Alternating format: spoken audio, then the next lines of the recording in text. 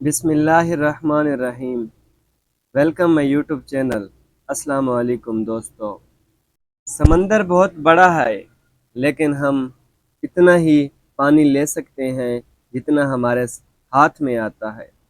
اسی طرح اللہ کی رحمتیں بہت لامحدود ہیں لیکن ہم اتنا ہی پاتے ہیں جتنا کہ ہمارا ایمان ہوتا ہے۔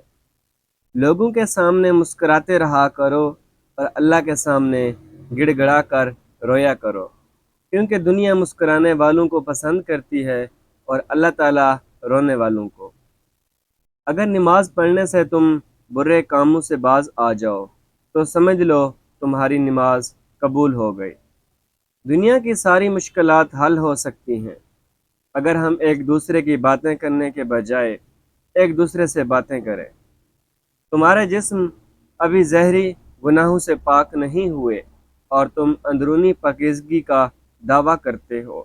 تم مخلوق سے تو درست رویہ نہیں رکھتے اور خالق سے درست رویہ رکھنے کی امید کرتے ہو۔ ضمیر کی عدالت میں جاتے رہا کرو کیونکہ وہاں سچے فیصلے ہوتے ہیں۔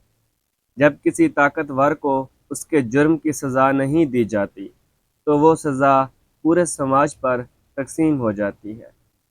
دنیا میں سب سے زیادہ نفرتوں کا سامنا سچ بولنے والوں کو کرنا پڑتا ہے۔ زمانے کا شکوہ نہ کرو بلکہ خود کو بدلنے کی کوشش کرو، کیونکہ پاؤں کو گندگی سے بچانے کا طریقہ جوتا پہننا ہے، نہ کہ سارے شہر میں قالین بچھا دینا۔ مومن وہ نہیں جس کی محفل پاک ہو، بلکہ مومن وہ ہے جس کی تنہائی پاک ہو۔ کسی روشن دل مرد کا خادم ہو جانا بادشاہوں کے درباری ہونے سے بہتر ہوتا ہے۔ وہ محبت بہت گہری ہوتی ہے جو دوستی سے شروع ہوتی ہے۔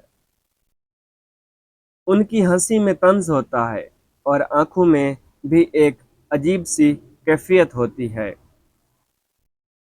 حاسد کی تعریف کے موقع پر اپنی تعریف کرنا شروع کر دیتا ہے۔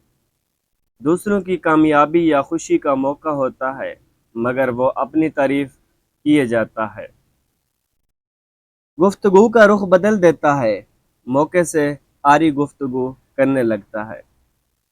جو کسی شخص کی برائیاں اور غیبت کرنا شروع کر دیتا ہے اور اس کے عیب لوگوں میں بیان کرنے لگتا ہے، وہ انسان حاسد ہے۔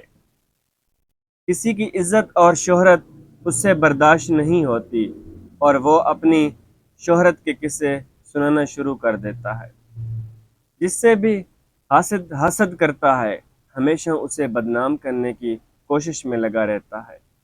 اللہ ہم سب کو حاسدین کی نظر سے بچائے اور اپنی حفظ و امان میں رکھے، آمین ثم آمین۔ والسلام۔ ویڈیو اچھی لگے تو لائک اور شیئر ضرور کرنا۔ ملتے ہیں ایک نئی ویڈیو کے ساتھ، تب تک کے لیے اللہ حافظ۔